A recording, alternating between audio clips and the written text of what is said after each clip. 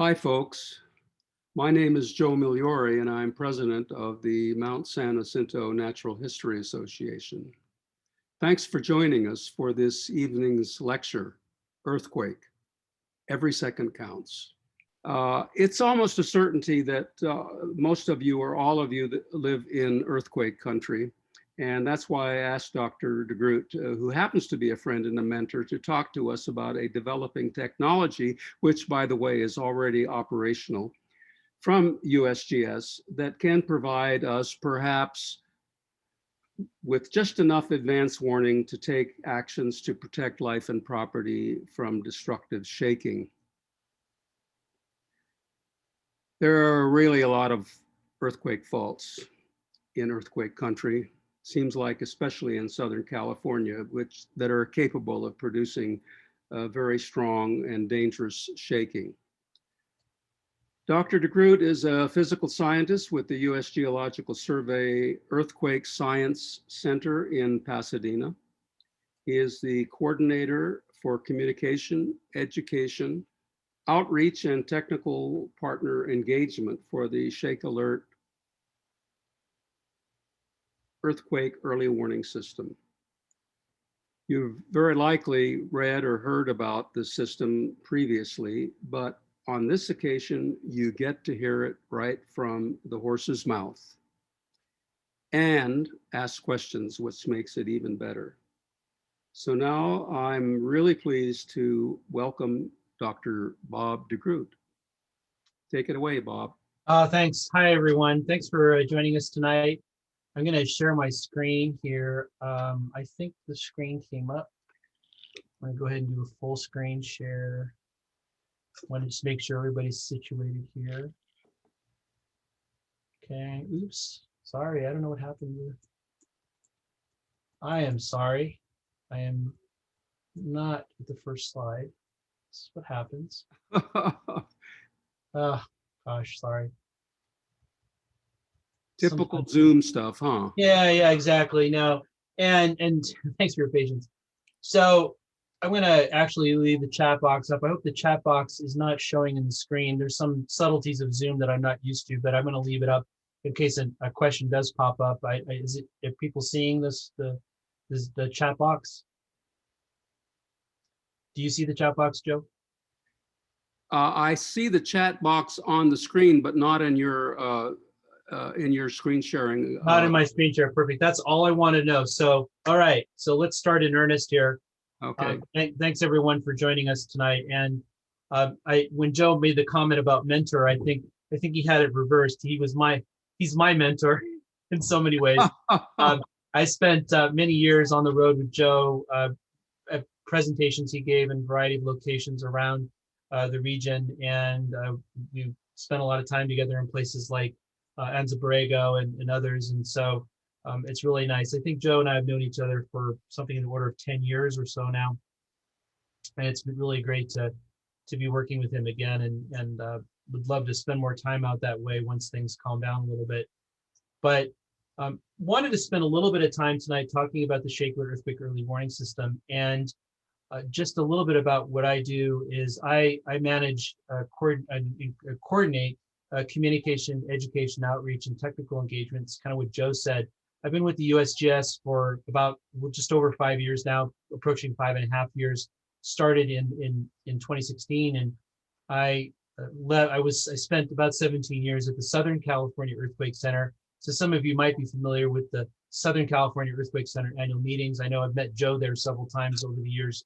That it's typically held at the Hilton Hotel in Palm Springs, and when I transitioned to working with Earthquake Early Warning, I had the benefit, of course, of all the background and information and connections that, including Joe, to be able to pull this off. And just a little bit about my contact information on the first page, email address. Feel free to contact me if you have any questions. And then we also have a Twitter account. So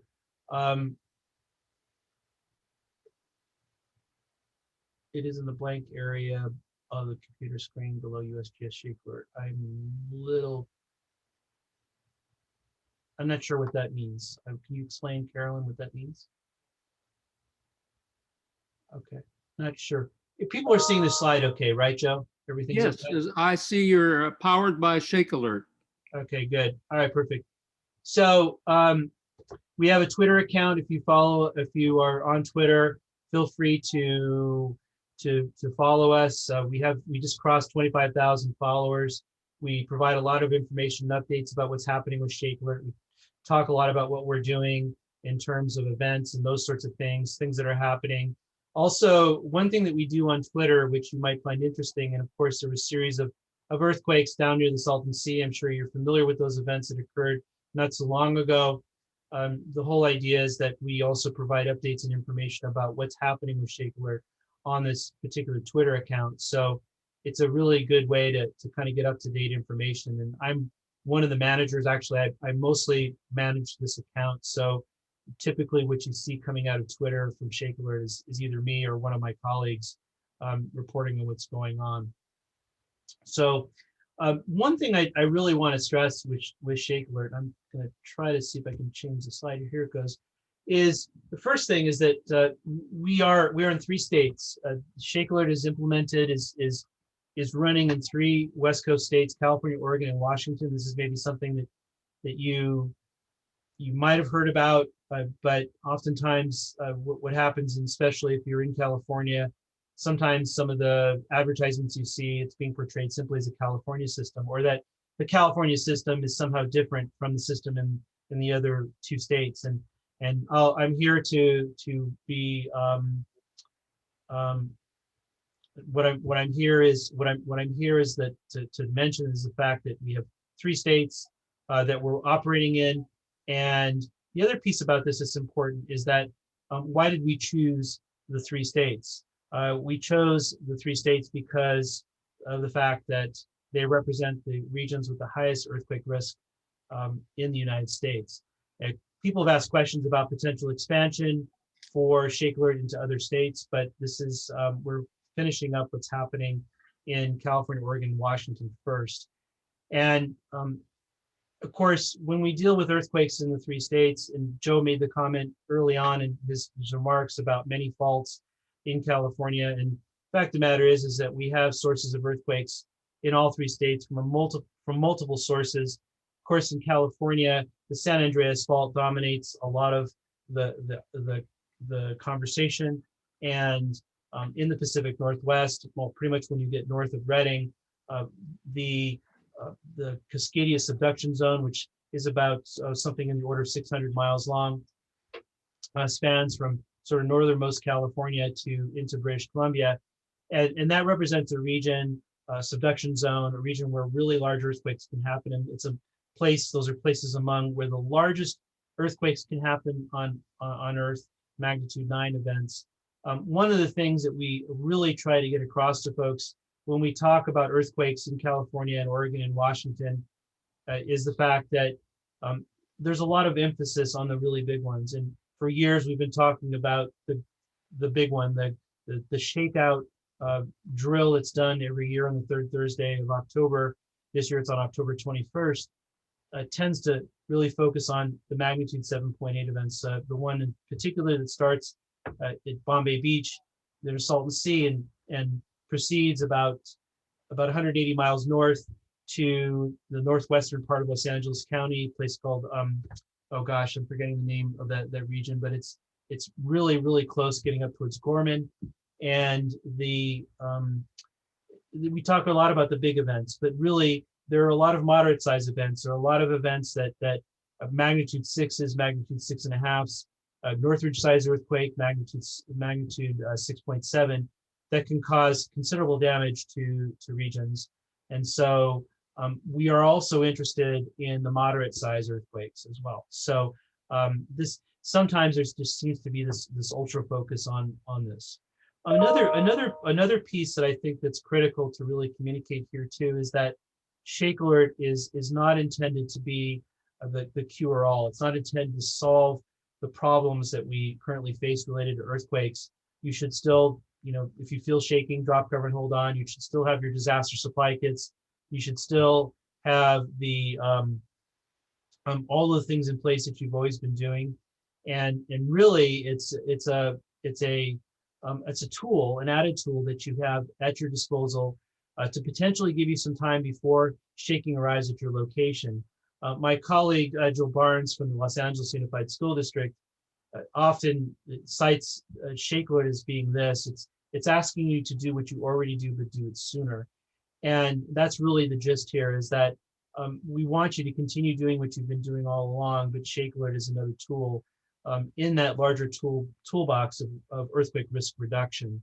And we hope that this message gets through to folks, because there are many cases, and I'll talk a little bit about it later on, that depending on where you're located relative to where the earthquake reaches the surface at the epicenter, you may not get an alert before shaking arrives. In fact, you may get that alert even after shaking arrives at your location, for the simple reason of distance and the amount of time that it takes for the USGS. And I'll explain sort of the relative roles of the USGS and our partners in a bit, but it's this whole notion of distance, and also the time that it takes to process the information.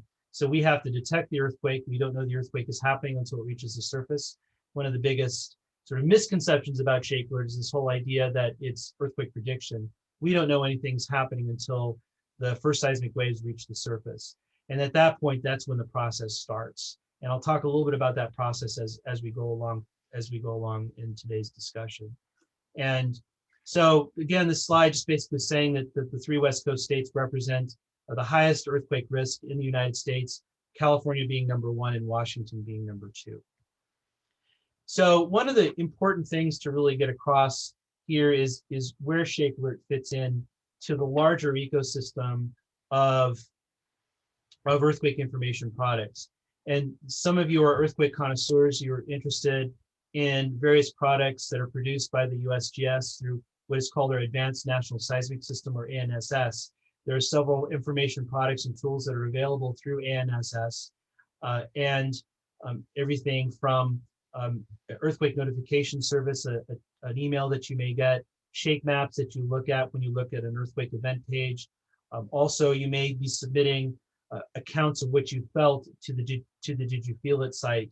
And so all of these different pieces figure into the larger ecosystem of earthquake information products offered by the USGS. ShakeAlert, and one of the goals of this part of the discussion is to really place into context where ShakeAlert fits into this overall ecosystem of earthquake information products. ShakeAlert has a very short shelf life.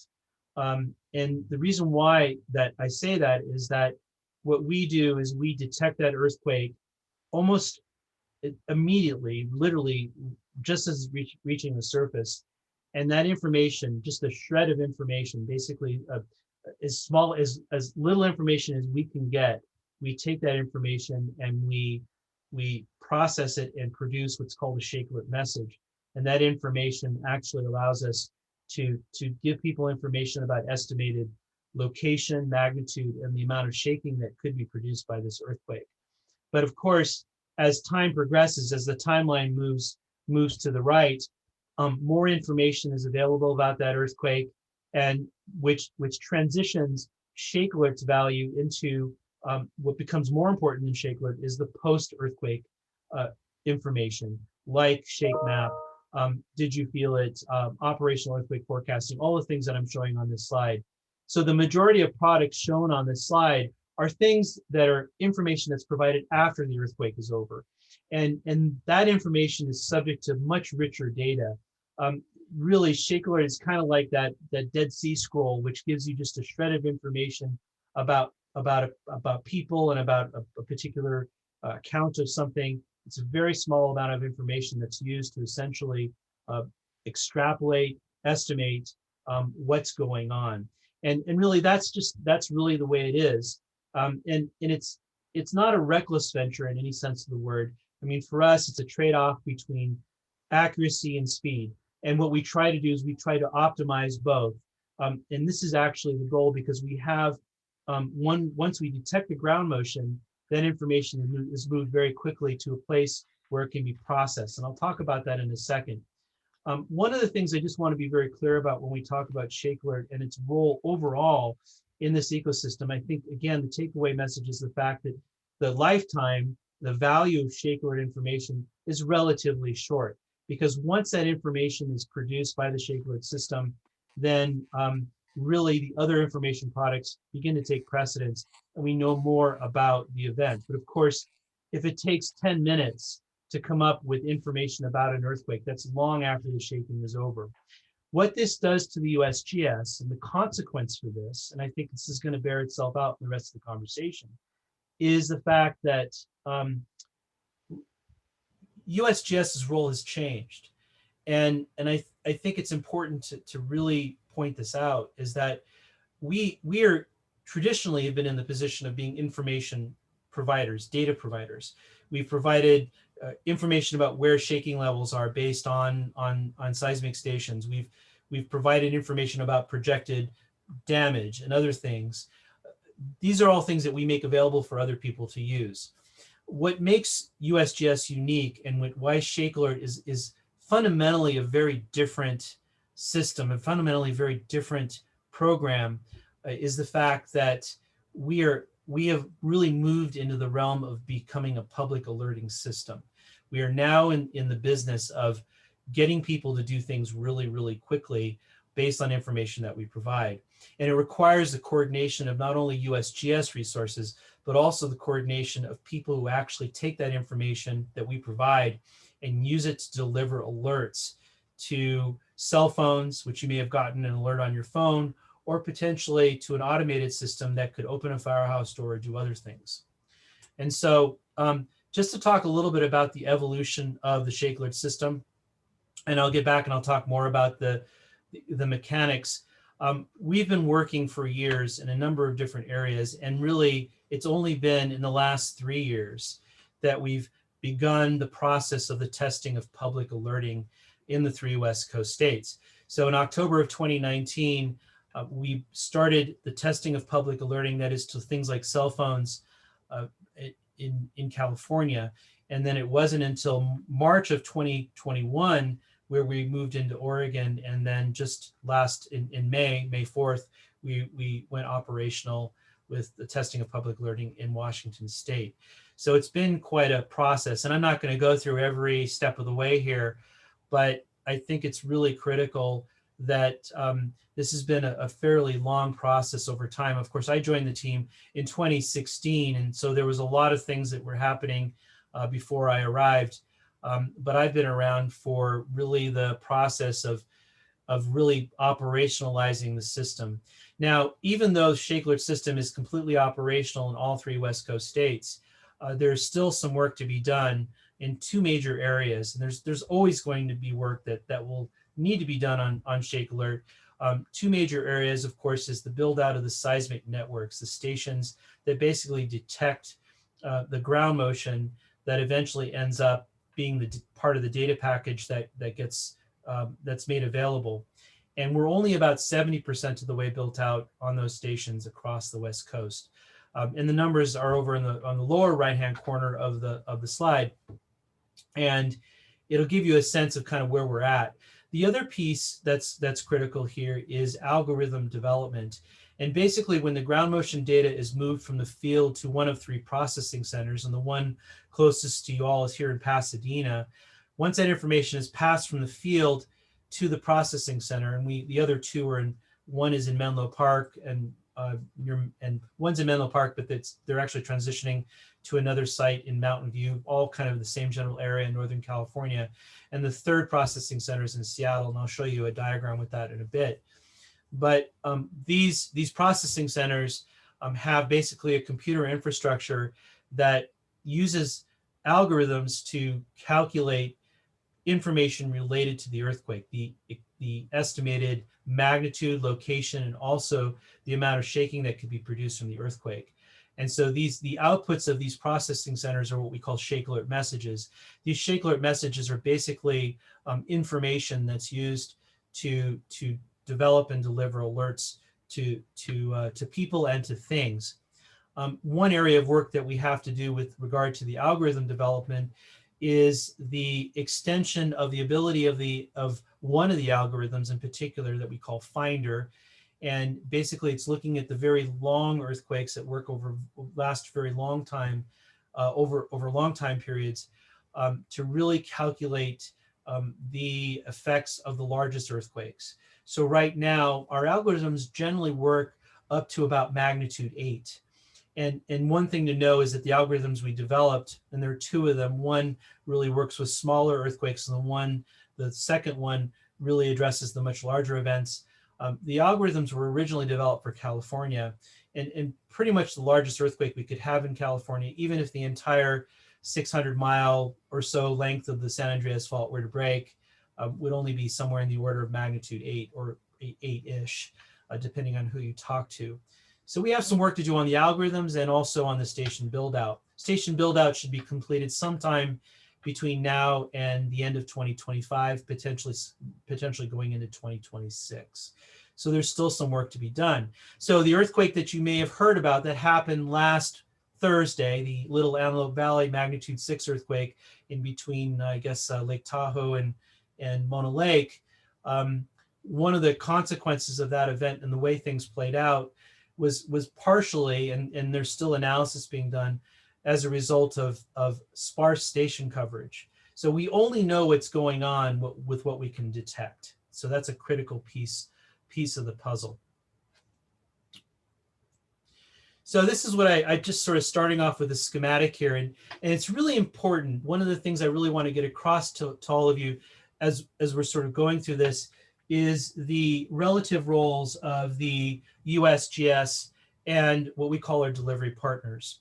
And I've been sort of already hinting to this earlier, but the USGS's role is pretty specific when it comes to ShakeAlert. The USGS does what it does best. We have seismometers in the field. We have sensors in the field that detect ground motion. We take that information and we move it very quickly to one of 3 processing centers. And really, this is what is meant by detect and process. One thing we had to do, of course, with the ShakeAlert stations is we had to, in many cases, we're still continuing the process of installing new stations, but we also took several existing stations and we had to improve the telemetry infrastructure, basically the ability to move data from one place to another very, very quickly. As you can imagine, and I think it's pretty obvious that the basic currency of ShakeAlert is time, the ability to move information from one place to another with as few delays as possible. And this has actually been one of the major endeavors over the last several years, is to find ways to reduce those latencies, those steps where time gets consumed. We have it down pretty well in terms of the earthquake detection, as long as the stations are there. And by the way, as you'll see from the images later on, we really prioritized the really highly urbanized regions first. So there are a lot of stations in the urban areas, and then we've worked our way out. If the stations are there, we can detect those events very, very quickly and basically have this data package, as I refer to as ShakeAlert message, produced within just a few seconds. But again, we rely on the ability to sense the information and to get it moving. There was an earthquake in the Los Angeles area back in the fall of 2020. It was in South El Monte. It was a magnitude, I guess, of 4.5. And we had information moving very, very quickly because that region is very densely instrumented and has a lot of stations that can move the information quickly. And so now the key piece is in this diagram, and I'll show a different version of this diagram here in a few minutes, but the USGS's role is in the detection and processing of the data coming from the field. And then what we do is we make available to our delivery partners, like app providers. So some of you may have downloaded MyShake to your phone. Some of you may have downloaded QuakeAlert USA. Here in about 2 weeks, there's going to be a ShakeAlert-powered feature available through the San Diego Emergency app, SD Emergency, if you're familiar with that. If you're either live or have lived in San Diego County, San Diego County has its own app. They're actually developing a ShakeAlert-powered module where they're actually beginning to deliver alerts. They'll be starting this in a bit. If you have an Android phone, you may get alerts delivered directly through the operating system for Android. Or, and as Joe and I were talking about before tonight's talk began, is the delivery of ShakeAlert-powered alerts through the wireless emergency alert system. It's the same system that delivers Amber alerts and also severe weather alerts and other things. We have those ways of getting alerts, and I'll show you a diagram here in a bit that may help. So the delivery of alerts is not the USGS. We don't deliver anything, at least in sort of the purest sense. We make that information available. We pass it along to a variety of partners or to FEMA for delivery of alerts through WIA. And then that information is used in principally two ways: to protect systems, slowing down trains, so Los Angeles Metro here in Los Angeles area, and also BART in the Bay Area. Those two train systems make use of the ShakeAlert data packages, the ShakeAlert messages, as I referred to earlier. They make use of that data, meaning information about shaking information and about magnitude and about location, to make decisions about what they're going to do with their trains. LA Metro is doing something very similar. In fact, they're using information from USGS to protect people at stations for the light rail stations. And also they're going to be debuting some new features here fairly soon in the next month. And of course, then there's the personal protection piece. One of the questions we get all the time is that people say, well, when is ShakeAlert coming? And basically that question could be sort of interpreted as, well, when am I going to get it on my phone? And I went through the timeline a little earlier, but we also now are seeing a greater proliferation of alert delivery to devices like cell phones. And that's only going to increase. So two of the things that really determine when you actually get an alert on your phone or when a system reacts is dependent on two factors. I've already mentioned one of them. One of them has to do with how far you're away from the epicenter. If you're super close to the earthquake, it's likely that you will receive that alert after or during shaking from that event. The other thing that affects when you may get an alert or the location you're in gets an alert is the type of the method that you're getting that alert itself. And we're finding that information that's passed through the internet moves much more quickly. We're talking the order of milliseconds. But typically we found that some delivery to cell phones or to wireless devices has taken a little bit longer. So one thing that can affect when you get an alert is not only your distance from the earthquake itself, from the epicenter, but also how you're getting that alert. And that's a critical piece to really be concerned about, because the USGS can produce that information very quickly, but then we have to let our partners take over to actually deliver what you eventually get on your phone or what happens to the device or the train that you might be riding on. Just a really quick, and I'm not here to give an Earthquakes 101 class, but really what we rely on, if we're considering time as an important factor, one thing that we really rely on with ShakeAlert is the arrival of the first seismic waves that are traveling something in the order of about 4 miles per second or so, which are the P waves. And it's from that very first scrap of information that we get from the P waves that arrive at the surface.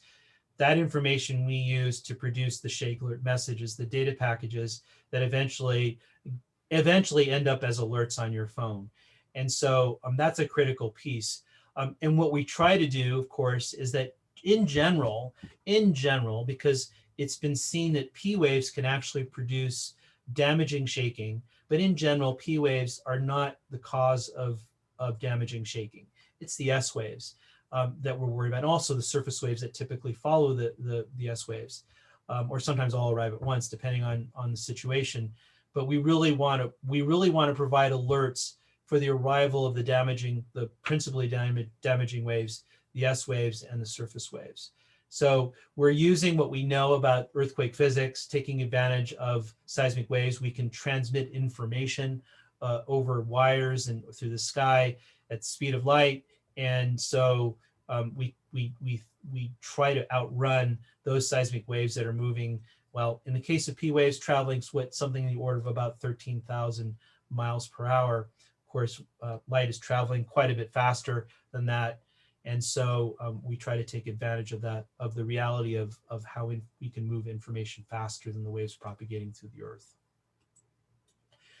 One of the things to also realize, and what I have up here is actually a very quick GIF or GIF of the shakeout scenario, the 180-mile long rupture from Bombay Beach to the Salton Sea. Many of you have probably been there, up to Lake Hughes. And I remembered its location in Northwest Los Angeles County. This is the big one that we've been practicing for years. One of the things that, of course, that's critically important here is that most earthquakes are pretty small. And we see this in there's a relationship called the Gutenberg-Richter relationship that basically states that you get so many larger earthquakes compared to smaller earthquakes, and typically those smaller earthquakes are many times greater. It's actually by a factor of 10. So for every magnitude 5 earthquake, there's 10 magnitude 4 earthquakes, 100 magnitude 3, 1,000 magnitude 2. So most of the earthquakes we get, 20 to 30 earthquakes a day in Southern California, 50 earthquakes a day or so in California every single day. Most of those events are going to be very small. So most of the things that happen with ShakeAlert and what we do in gathering information are going to be for principally smaller earthquakes. But in the case of the very largest of earthquakes, in this case, the magnitude 7.8 shakeout scenario, that event goes on for about something in the order of 90 seconds. In other words, the rupture goes on for about 90 seconds from Bombay Beach to Lake Hughes. So you can imagine that as the rupture grows, the size of the earthquake will also get correspondingly bigger. And so one of the things that ShakeAlert is able to do, it just doesn't take one measurement and they're one and done, but actually the system continues processing data. So if information from that earthquake continues to be, let's say the rupture is going on for 90 seconds, ShakeAlert is actually going to be able to update that information about twice per second. So about twice per second, a new ShakeAlert message could be generated by the USGS, updating both people and also devices that this earthquake is continuing to grow in size. Of course, this is not going to happen as often as we would think. I mean, again, most of the events are going to be over in just a few seconds. So generally that first ShakeAlert message is going to suffice. But for events like this, you could manage to see updates quite a number of times, because it's going to take a little bit of time from that earthquake to grow from wherever it starts, say in the order of magnitude 5 to magnitude 7.8, which is, of course, a much bigger earthquake. And so this is one really critical piece about the largest of earthquakes, is they happen along very long sort of rupture lengths. They're not just sort of single blobs or single points, but they're actually surfaces, lines, basically, that run very long distances. And this is the same thing that happens even in the largest of earthquakes in the Pacific Northwest and northernmost California, is that magnitude 9 earthquake that may happen, like the one that happened back in 1700, is going to take a little bit of time to grow to a magnitude 9. So of course the ShakeAlert system has to be able to update that information very quickly and frequently to let people know, to let the people who are delivering the alerts know that they need to continue sending new messages to people, let people know what's going on. And so this is a very important piece. So the one thing that ShakeAlert cannot do, as I think I've already sort of maybe implied by what I just said, is that we don't have no information about how big an earthquake is going to be once it starts. So in the case of the event like this, the magnitude 7.8, of course, this is a very infrequent event. Something like this hasn't happened in something in the order of 300 years or so. I know that Joe talks a lot about this during his talks, but there's the possibility this earthquake may start at Bombay Beach and stop in the San Gorgonio Pass. And it just may stop there, and it's not going to be a magnitude 7.8 in that case. But we have no way of knowing that. We have no way of knowing with the scrap of evidence, this sort of Dead Sea Scroll evidence that we get, the very scrap of evidence at the very beginning of the earthquake, or even as the earthquake continues to grow and we continue sending updates, we have no idea ultimately what the size of the earthquake is going to be. So this is why the ShakeAlert system continues chugging along, continuing to take measurements. and potentially continuing to revise how big of an area is going to be affected. So you could see that alerting areas would grow over time if that earthquake continues to grow over time. And that's how we've developed the system. And so there's just some basic relationships here. But the one thing, of course, is that what you feel is not really related or not as related to the fact that you're a certain distance from the actual epicenter of the earthquake, but it's actually where you're located relative to where the rupture is. So for example, this earthquake, an earthquake of this size would pass pretty much right behind the San Gabriel Mountains where I'm in Pasadena and continue up towards Lake Hughes. My distance to the San Andreas Fault here in Pasadena is actually a much more critical issue in terms of shaking intensity than what might be emanating from Bombay Beach. I mean, it all will end up mixing together, but the most intense shaking will come from where I am, a point right behind the San Gabriel Mountains. So this is another diagram of kind of the same thing that I've shown before. This the more cartoony one that I just showed a bit ago. This is just another way of saying it, but it's explaining kind of what I've already talked about in words, but this is actually an image that expresses it in a different way. And the arrow at the bottom where it says USGS ShakeAlert system, that's the part that we're responsible for. And I've already talked about the fact that we detect the event and we move that information from the field using very fast field telemetry to one of 3 processing centers, which you can see on the right of this slide. The red triangles with the exclamation point show where the 3 processing centers are. And I'm of course sitting in the one in Southern California here in Pasadena. So this is just basically the same thing I've shown before. One thing to appreciate the fact is a sense of stations that were the build out. This isn't truly an up-to-date station map. Again, these aren't generated very often. We're making good progress. So we're 70% of the stations that you see on this are actually completed, and the remaining 30% across the 3 states are being worked on, and it will be done at least before somewhere around 2025, 26, depending on a number of factors. Actually, one of the rate limiting steps of doing station installation is getting permits to install new stations. There's a lot of very well thought out rules and regulations about placing new stations or digging into the ground. So we need to follow all those rules, but that oftentimes translates into increased time to get those stations in the ground. And of course, weather factors into it. So what season you're in, depending on where you're doing installations. And also, well, COVID has played a role too, as you probably imagine. So maybe moving on here, this is actually sort of summarizing what I've said up until now. Basically, we have P waves and S waves leaving the source, and what happens is that when those stations pick up that information is moved to the processing center, and one of the outputs of the ShakeAlert system, as far as the ShakeAlert messages go, is basically polygons where shaking intensity is shown, and I'll show that in a bit. There's a region near the epicenter where alerts will not arrive before shaking begins. That's because close to the epicenter, the P and S waves are too close together, and the ShakeAlert system needs time, often just seconds, to estimate the earthquake's magnitude and shaking levels before issuing a ShakeAlert message. That means that people close to the earthquake epicenter might not get an alert until after the shaking has already started. Those farther... So I'm sorry, I might have gotten I've been having some trouble with my animations, but what I'm trying to show here, and I think this might be the one. Here it is.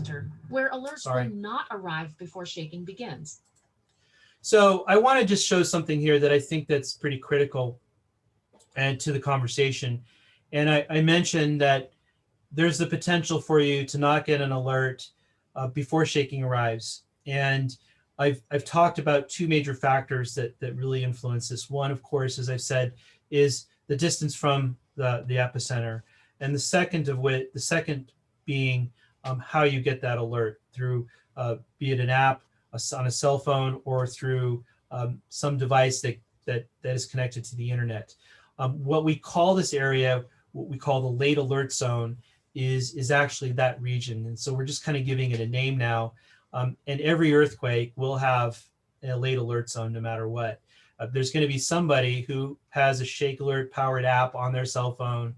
They're going to be sitting right on top of the epicenter, and they're not going to get that alert before shaking arrives. And that's just the reality of it. That's just the one of the challenges, and one of the things that's going to continue to be a part of this, no matter how good a ShakeAlert gets, is that you could just be located very close to that earthquake.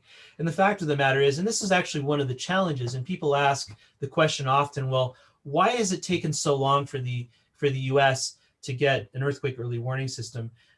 Mexico's been doing it since the 90s, Japan since the same time period.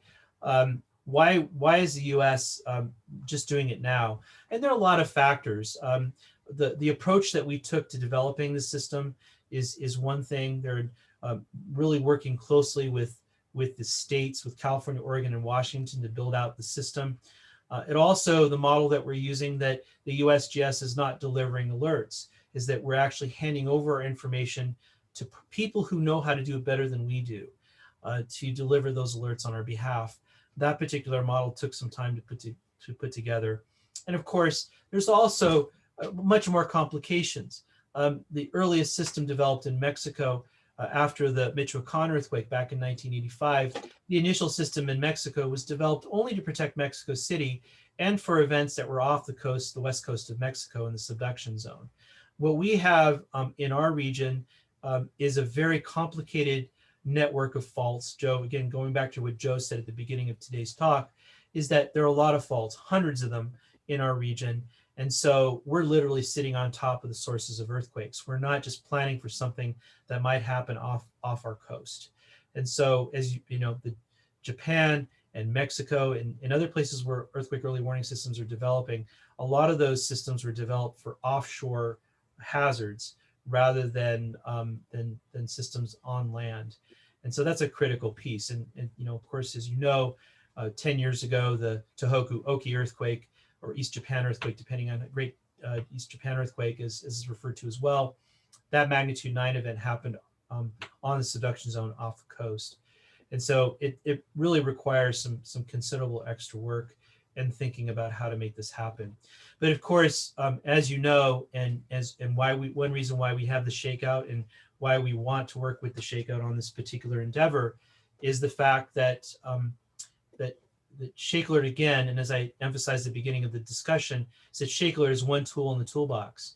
You should be prepared to react to either an alert that you may get on your phone, or you may get over a PA system or otherwise, or feeling shaking. I mean, of course, before ShakeAlert, you really only had, the only thing you could rely upon is feeling shaking, and that would be your prompt to take the protective action, drop, cover, and hold on.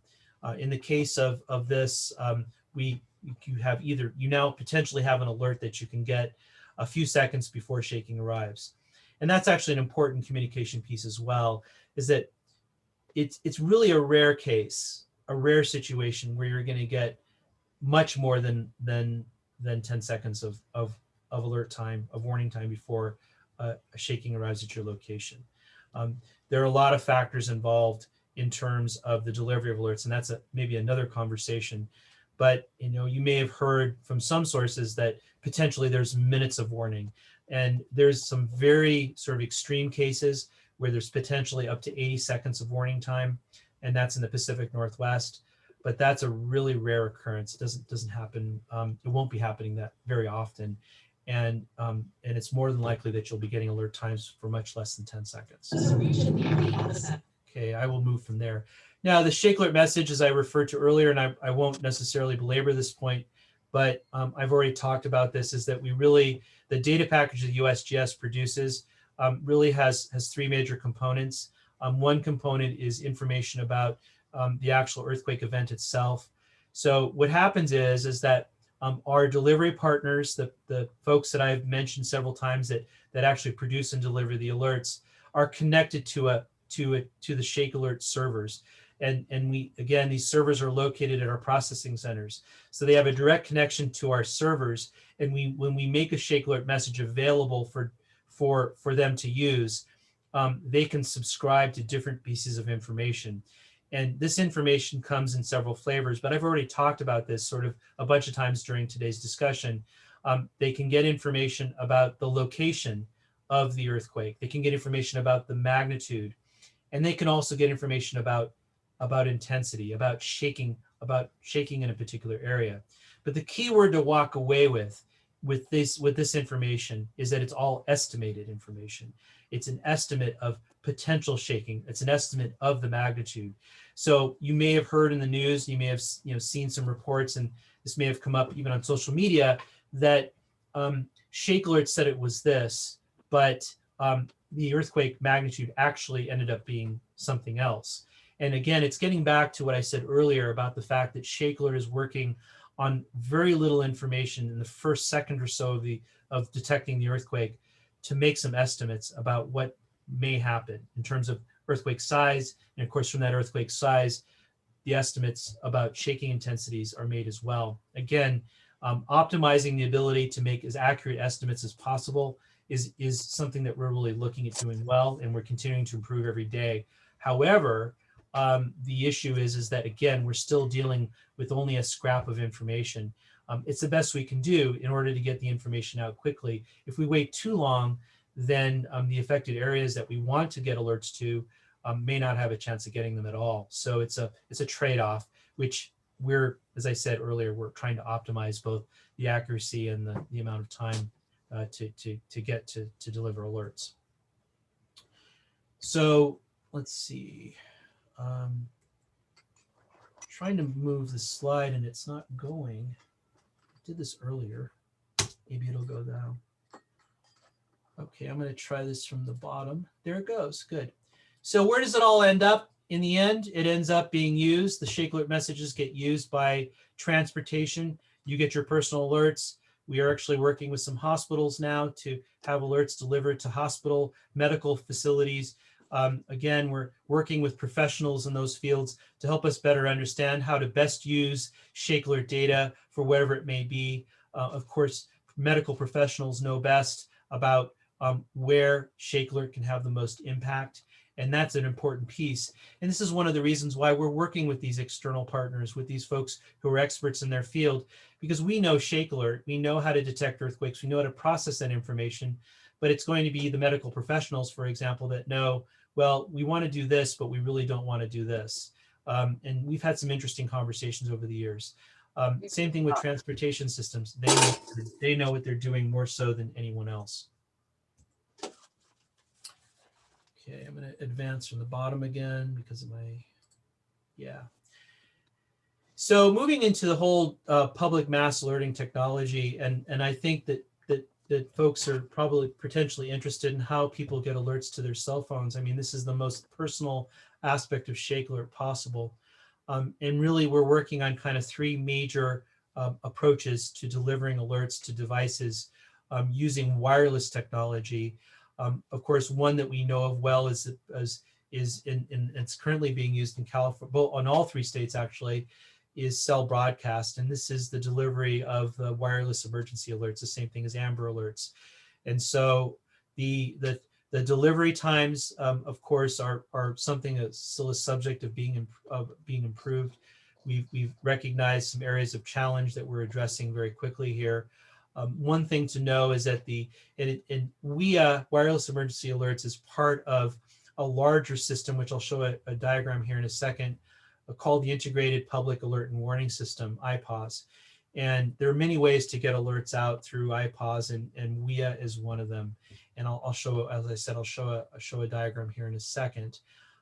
One thing to know is that when WIA was first developed, and this is something in order of 20 or so, 25 years ago, it wasn't developed. It didn't have ShakeAlert in mind. So the idea of delivering alerts in a few seconds or getting alerts delivered in a few seconds was not something that was on their minds at that point. So getting out an Amber Alert, if you're 5 minutes late, 10 minutes late, yeah. It's hello? Not. Hello. It's not an issue. However, when ShakeAlert came to the fore, we realized that there were certain things that needed to change about WIA. Did I get you your burger? You gonna heat it up? Here, wait for electricity. So that's actually one Put way the that generator on. I think we need to have somebody muted, Joe. Yeah, I'm trying to find that. It's Joy Carly. Yeah, sorry for the interruption here, but Sorry, let me see if I can that's okay. No problem. find them. I thought it was someone asking a question. Sorry about that. No, it sounds like a extraneous conversation. Here we go. Yeah, thanks. Well, it's muted now, but That's fine. I appreciate that. So, Okay. so really about iPause is I guess the take home message here is that we're continuing to work on it. It's actually a very viable delivery system. One thing about WIA that I think that it should be appreciated is that it's run by the federal government. It's a system that's always going to be running. If all else fails, WIA will be up and running. This is something that we see as sort of the ultimate backup. But it's also, and one of the biggest pieces related to ShakeAlert that I always like to talk about is that it's really it's the alerting system for everyone. Everyone can have access to WIA. You don't have to have a smartphone to get WIA, ShakeAlert-powered WIA alerts. It's something that a lot of people can get access to. So that's an important piece. So it's sort of that every person's alerting system or access to alerts. There's something called push notifications. And if you get, an example of this is if someone, a pop-up shows up on your phone saying that so-and-so liked your tweet, or a news update from CNN or from your local television station. Those are called push notifications. What typically happens is that people who run apps, and there are actually two apps that are running in California and Oregon. We have no apps currently running in Washington, but ShakeAlert USA from Early Warning Labs, they're out of Santa Monica. They have that app is available throughout California and Oregon, and also MyShake, which is from UC Berkeley, is operating in California and Oregon, and you can get alerts delivered through push notifications. And as I mentioned earlier, Shake Ready SD or Shake Ready San Diego, the earthquake early warning component of the San Diego emergency app will be available at the end of July, or at least that's the slated date of release is at the end of this month. So those are push notifications. And so you need to have basically a smartphone to do this. You need to be have the ability to sort of set this stuff up. You need to be able to provide your location. The difference between cell broadcast and push notifications is that with cell broadcast, what controls where alerts are delivered is the location of the cell towers relative to where the estimated shaking is. In the case of push notifications, you need to have your location services on, because whether or not you get an alert is determined by where you're located relative to where the shaking is going to be. And so you need to divulge that bit of information about where you are. And there's been a lot of things put into place related to location services. I know that privacy is a very big concern in this area, and our providers who actually are doing this, including the new one that's coming out at the end of the month, is they're spending a lot of time making sure that your exact location is not being specified, but actually your general location. And there's some really interesting methodologies that are being used to protect your privacy. It's sort of a trade-off. If you want to get alerts delivered to you through push notifications, you need to be able to at least provide at least a sense of where you're located. That's just the reality of it all. The last one is something that is emerging very quickly here. We have one partner who is actually active in running this, is a delivery of alerts using unused or underutilized FM and television frequencies. And this is called basically broadcasting or data casting, as it's also referred to. And this particular approach is basically utilizing FM frequencies or television frequencies to pass along alerts, potentially to specialized devices. For example, like a weather radio type of device. And we have one company that we're working with that actually is delivering alerts using this methodology. We have another one coming online here soon that will use television frequencies. So it'll be very interesting to see what happens with that. So I know I'm at about 1 hour now, actually a bit under an hour, because I know that Joe did the introduction, and of course we had a few technical issues. I'm going to push forward. I don't have a ton left, and Joe, you're more than welcome to say, Bob, enough.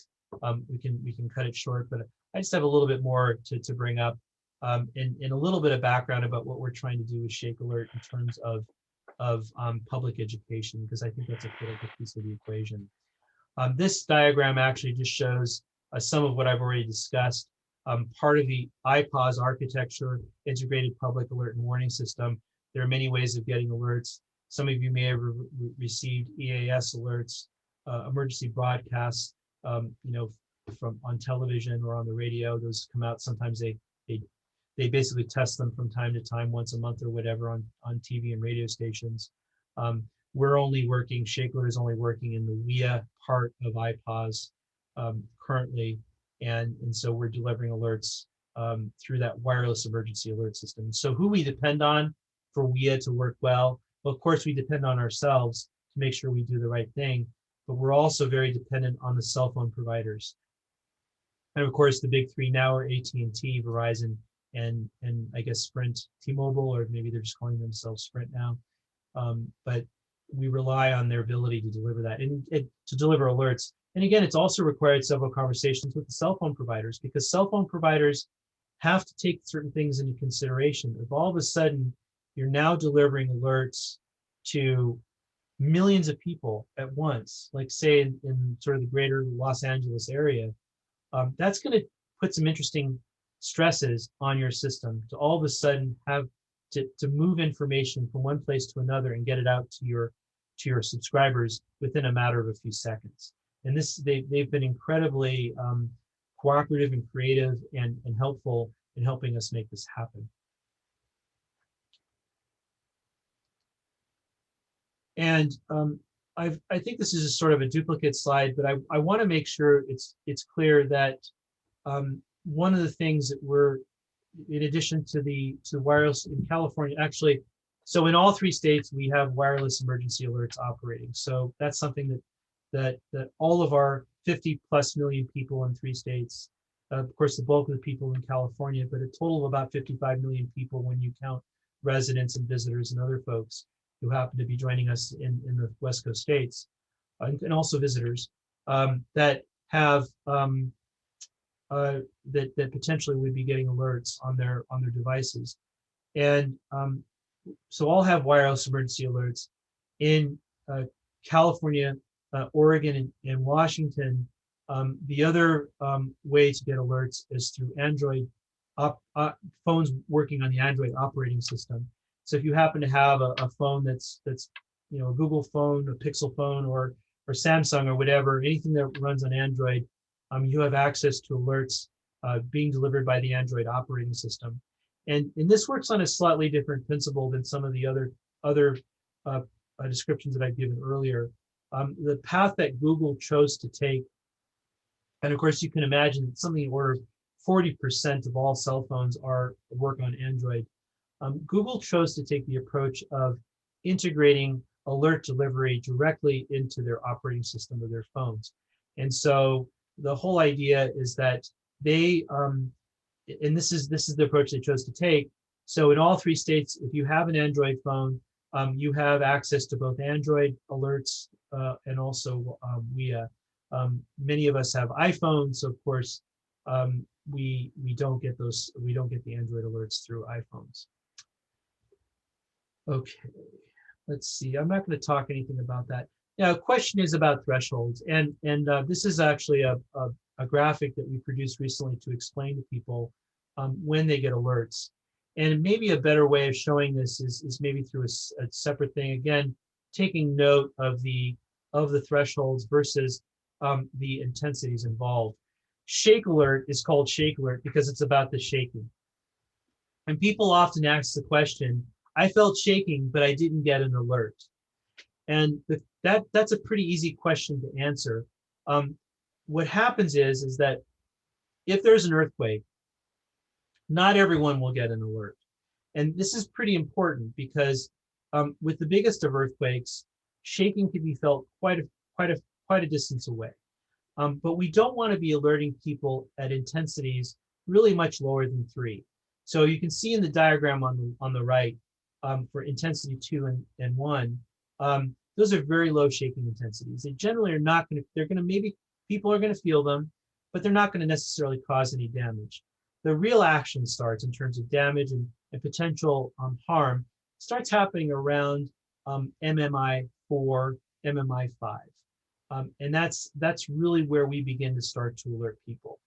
Now, one of the things that happened back in 2019, we had 2 earthquakes, one on July 4th and another on July 5th. The magnitude 6.4 earthquake, I believe.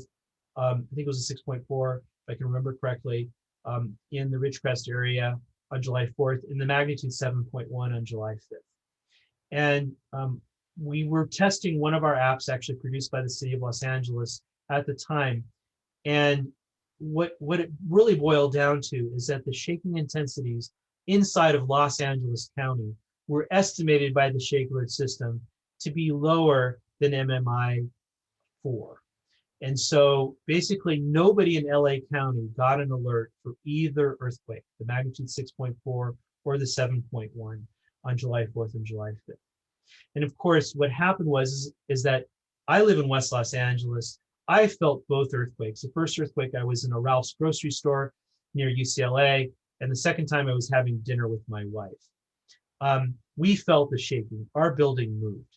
And of course, the question people ask, I felt shaking, but I didn't get an alert.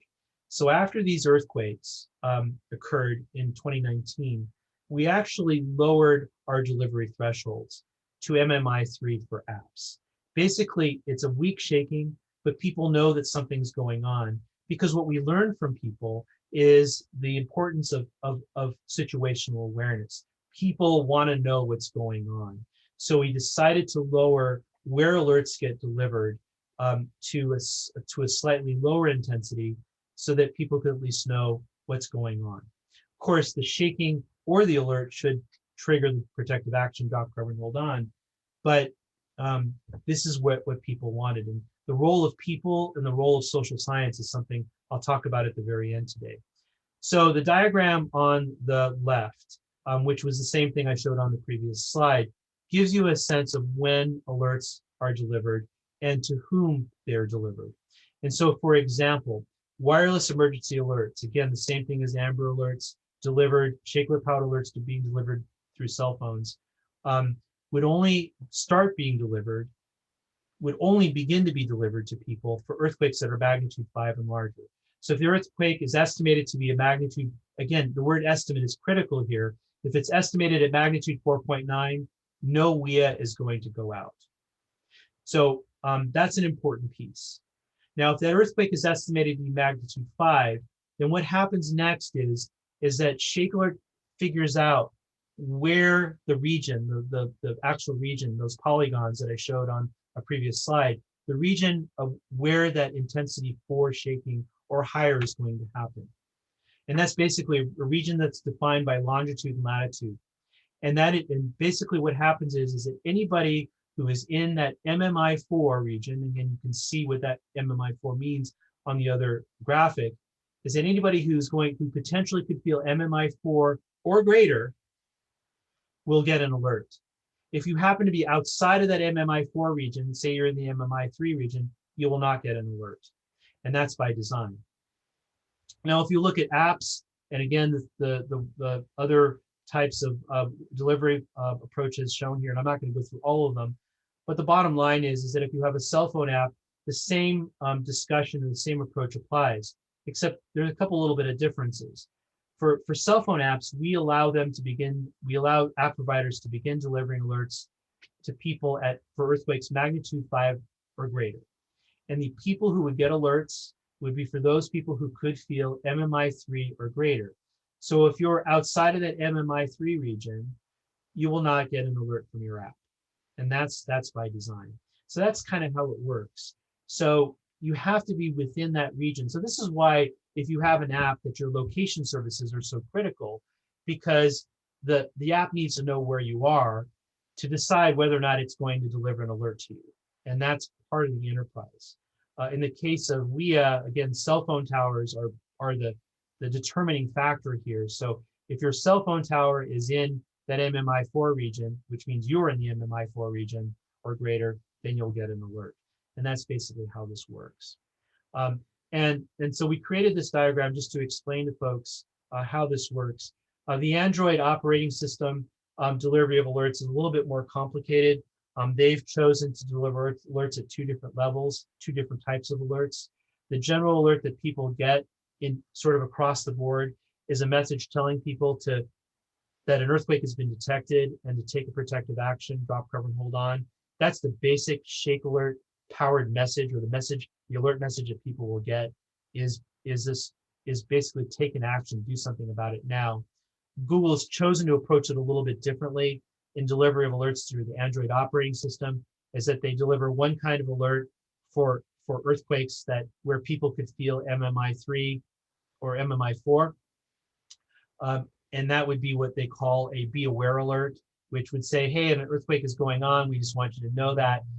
If the potential person could feel MMI5 or greater, and you can see what MMI5 means on the diagram, then what happens is that Android delivers an alert to a phone that lets out a very loud noise, an alert tone, and then basically if you happen to be on the phone or in a data session or your phone is on silent, that alert for the take action alert for MMI5 or higher will actually break through that particular either quiet mode on the phone, or if you're doing something else.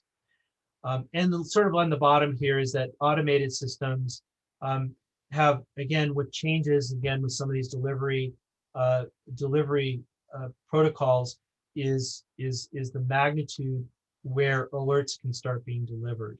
And for automated systems, it's magnitude 4, and we work with our partners to make decisions about what they do, and what people do and what things do. But oftentimes automated systems are much more sensitive to lower shaking levels, and so we want to make sure that we can hit the smallest of earthquakes.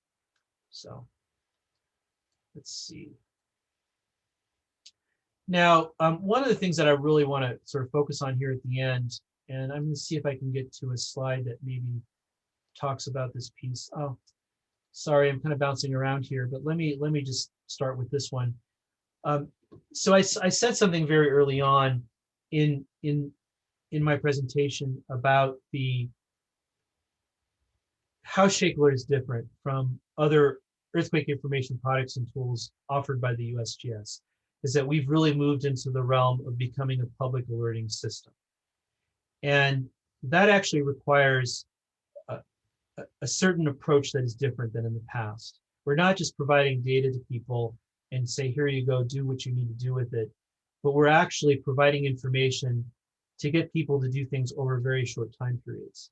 And so we're relying very heavily on human behavior. And so one of the things that ShakeAlert is doing that's very different from the other programs in the USGS is we're investing, and this is part of what I manage, is we're investing a lot of money in we're investing a lot of money in social science research. So everything from the type of messaging we use to the type of alert tones that we use. We also are investigating critical use of ShakeAlert in places like elementary schools, K through 12 schools. We're looking at making sure that ShakeAlert is accessible to people with access and functional needs. We want to make sure that the system is not only accessible to people with access and functional needs, but access to people with all kinds of needs.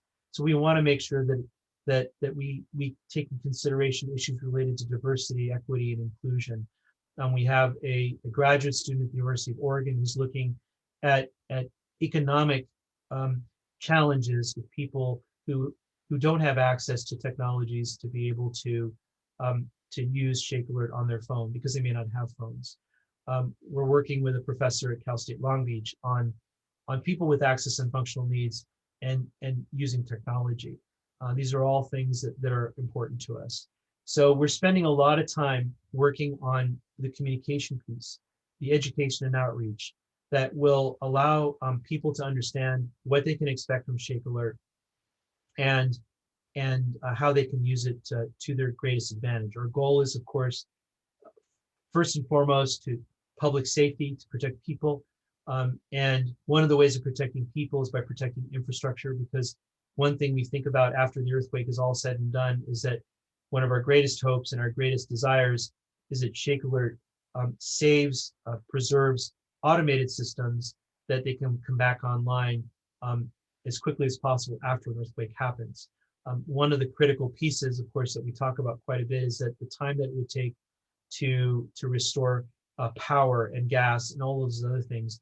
If there are simple steps that systems can take, even if at the very beginning of shaking to a particular device or system, if something could be done to shut that system down or to limit operations or to put into a motion a different protocol that would potentially save that system from being damaged because of shaking. And of course, anything that's spinning during shaking, there's of course bad things that happen, is going to be to our advantage. So we're also very much focused on earthquake recovery and basically what happens after the shaking is over and getting those systems back online and hopefully contributing to us getting back to our lives. So we spent a lot of time developing things like animations. I've shown you a few of them today during today's presentation to explain to people how ShakeAlert works. One of the things I want to point out is we have a quite an audience. Again, this is just an org chart, but I just want to give you a sense of the number of people who are involved. This is actually only part of the group of folks from all 3 states that are working with us on all of these different pieces, not just sort of the technical engagement side of ShakeAlert, of increasing the number of people who can make use of ShakeAlert messages to develop and deliver alerts, but also all the communications that go on with showing people how it works, and also doing that critical social science research that really optimizes human behavior in the process of being able to use this system, which requires people to do things over very short time periods. And one of the pieces that I run with ShakeAlert is this communication, education, outreach, and technical engagement program. And what sort of guides our activities and our goals are 5 priorities. And at the top of those priorities is public safety. And of course, also we achieve a lot of these goals through effective technical implementation, getting our partners to use ShakeAlert messages in a way that will either protect people and or protect things. Very important to us, and other things as well. We're now moving into a new phase of our program, and we're in the process now of resetting some of our goals. But one of the things that we're really focused on over the next 5 years from now until 2026 is the technical build out of ShakeAlert. We've made some great strides. We of course are working with some really big partners like Google, we in LA Metro and others. But really our goal is to continue to build out of this earthquake early warning industry, which really really puts in our domain the real effort to be able to engage these people in such a way that will get them to use our information to protect people and things over the long haul. And I'm just showing here some examples of our Twitter feed. The number I showed on a previous slide is actually a little old. We actually crossed 25,000 followers. Please follow us if you like at USGS_ShakeAlert to get updates about ShakeAlert system. I talked a little bit about it earlier. These are some more examples of our messaging products that we have available. We have some information about messaging, and there are actually 5 toolkits. I only show 4 here. Our 5th one is for emergency managers. If you're interested in seeing these resources, and they're available to anyone, visit shakealert.org, our website, and there's a tab there for messaging toolkit, or messaging toolkits, excuse me, and you can get that information there. And one of the things I think I mentioned earlier, and I think it's critical, is that we're not out to reinvent the wheel. We know the Great Shakeout exists. We know the 7 steps to earthquake safety is out there. We're doing our best to integrate and to leverage existing earthquake risk reduction programs and products. We don't want ShakeAlert to necessarily, we want it to be distinct, but we don't want ShakeAlert to be sort of billed as something separate and different and somehow solving the problems that of earthquake risk reduction. We want it to be a part of the overall picture of people being safe from earthquakes. So that's a really important take-home message is that we want to integrate it into existing pieces. So thank you for putting up with the technical gaffes here and there. I apologize for that. I hope you, despite those, you could still, in spite of those, you could still get more a lot out of this. Again, follow us on our Twitter feed if you do Twitter. We're hoping to expand other channels here when we hire some of our new staff in the next several months.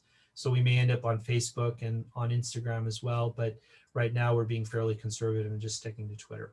So Joe, I'll turn it back to you. Bob, thank you very much. It was just a wonderfully comprehensive talk. We have one question here in the form of a statement, and let me read it for you.